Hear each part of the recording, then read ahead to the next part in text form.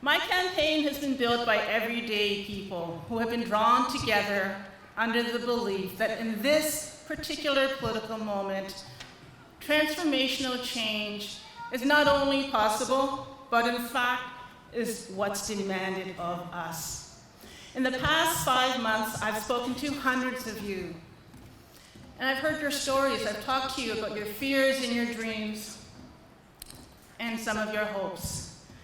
And many of the stories are stark. A senior who lives in a high-rise on Broadview tells me that he pays 70% of his income for rent. He's visually impaired. Yeah, shame. He's visually impaired. And he's been on a wait list for social housing for 15 years. In the pocket, I meet a parent who tells me they're worried about the daycare fees. They pay $1,700 a month for childcare fees. We have one of the highest childcare fees in the world. And on the phone, a woman tells me that she's trapped in an abusive relationship because she can't afford to move out. And I know the stats. 70% of those in need are turned away because there's no space in shelters. I understand these stories because in many ways they mirror my life. I live in the riding with my partner, John. He's a carpenter, a film carpenter with IATSE Local 873. And our 2 children, Luna and Songji, who go to Leslieville Public School and Earl Grey Middle School. I am a working class immigrant. I was born in Korea, and I came to Canada when I was 3 with my family. My parents had a convenience store, and they worked very long hours, 15-hour days, 7 days a week. My sisters and I would work the counters with them.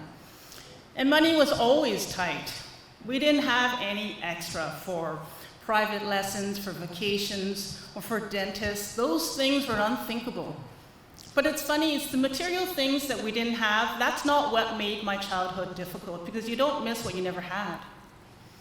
In public, what scared me was being attacked by hate and being subjected to racial harassment, verbal attacks, and sometimes physical attacks.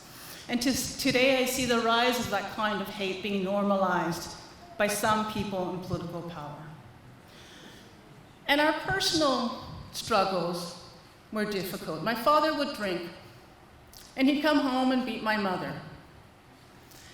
Domestic violence wasn't talked about in the 1970s, and there were very few shelters for women, especially immigrant women who didn't speak English. My mother died when I was 12 years old, and in many ways, her death has motivated and inspired my political will to fight back and fight for change. I believe we commit to social change not for ourselves, but for those we love. That's what builds a community, and that is what animates a movement.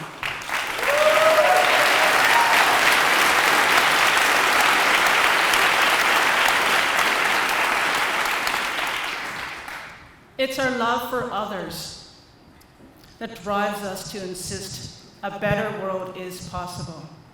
For our friends, our partners, and our children, we fight for each other. That's why I've been involved in social movements throughout my life. My documentaries have been used to build solidarity with migrant workers. And I teach now at OCAD University, Art and Social Change, to talk to young artists about the social function of their art. Thank you. Now, we live in a very wealthy country, but many of us are barely getting by. In Canada, 2 individuals, control as much wealth as a third of the rest of us combined. That's 2 individuals, they are both billionaires, have as much money as 12 million people. That is not income disparity. That is income immorality.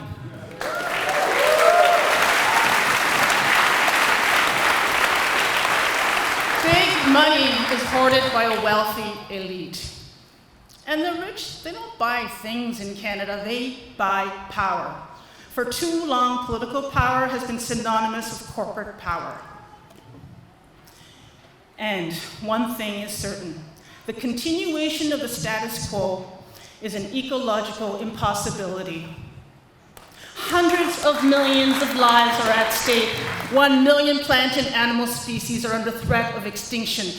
We live in a climate emergency, and we have a narrow window of time to act. We have 11 years.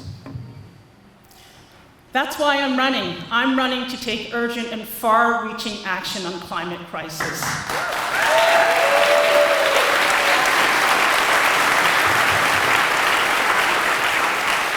Yes, we need Canada's Green New Deal. Let's mobilize people and our resources to transform our systems, our energy systems, transportation, housing, agriculture.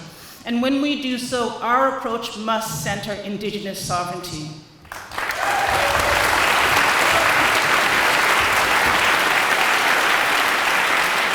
We must center economic justice, and we must create good green jobs, good union jobs.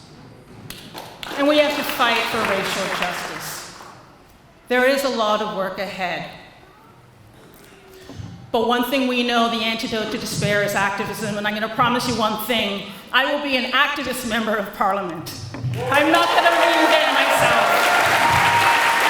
I will fight for a change agenda, and we can set the agenda for change here in Toronto-Danforth because we're the riding that catapulted Jack Layton onto the national stage.